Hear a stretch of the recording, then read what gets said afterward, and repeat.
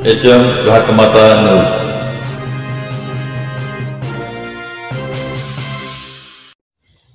संतोष हेगडे यांनी शिक्षकांवर लावलेल्या आरोपावर नवा वाद.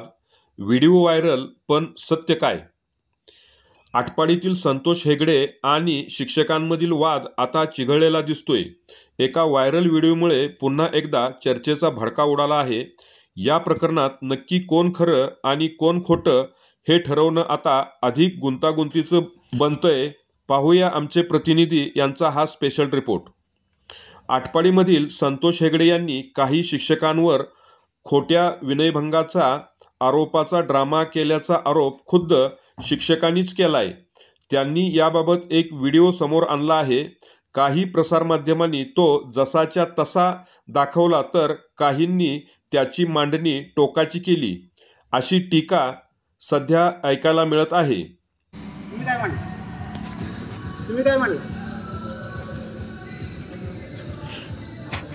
तुम्ही काय म्हणता? हा काय म्हणता? माझ्या बायकोला काय म्हणलं? काय म्हणला माझ्या बायकोला? हा कशा शिवाय दिली तिला?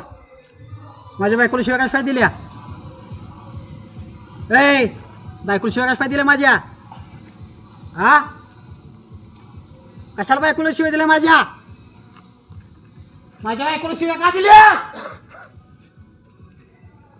हा कशाला बायकोला शिवाय दिला माझ्या? ए युट्यूब जाऊ तू काय म्हणला माझ्या बायकोला? कशाला शिवाय दिल्या? हा का रे? नोकऱ्या करू वाटत नाही का तुम्हाला? लय राजकारण करू वाटते? हा नीट तिथं झक मारली असती तर हा संतोष हेगडे कशा तुमच्या बोलतोय रे? हा टंगळ मंगळ करायला पाहिजे.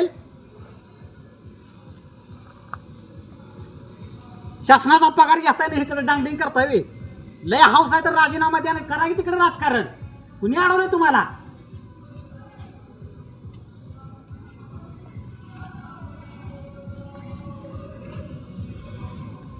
तुम्ही सगळं लोक, ही सगळी जेवढी शिक्षक आहेत, या सगळ्या शिक्षकांनी माझ्या बायकोला शिव्या का दिले एवढं सांगाय. तुम्ही तिच्या अंगावरती का गेला? कशा गेला अंगावरती तुम्ही तिच्या?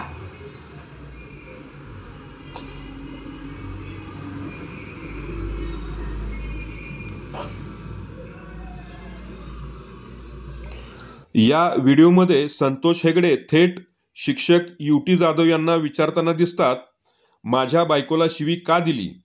पण आश्चर्य म्हणजे या थेट प्रश्नाला कोणताही शिक्षक उत्तर देत नाही. ज्यांच्यावर प्रश्न विचारला जातोय ते शिक्षकही एक शब्दही उच्चारत नाहीत.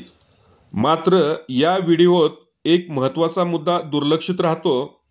या प्रसंगाच्या आधी नेमकं काय घडलं होतं ते दाखवलं जात नाही. यामुळे प्रेक्षकांमध्ये गोंधळ निर्माण होतोय आणि एकतर्फी समज निर्माण होण्याचा धोका वाढलाय.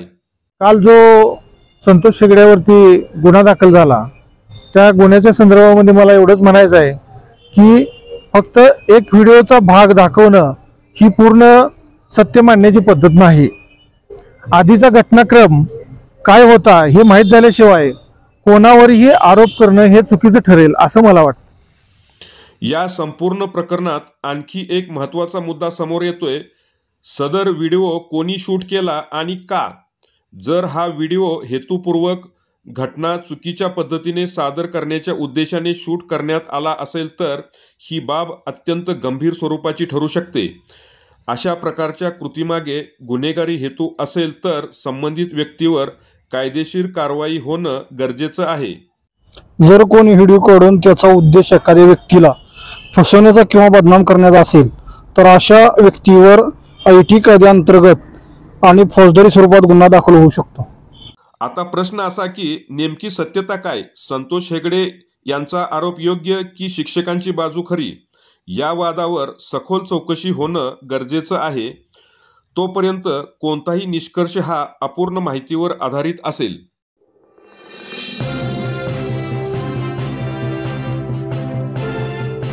HM घातमाता 9.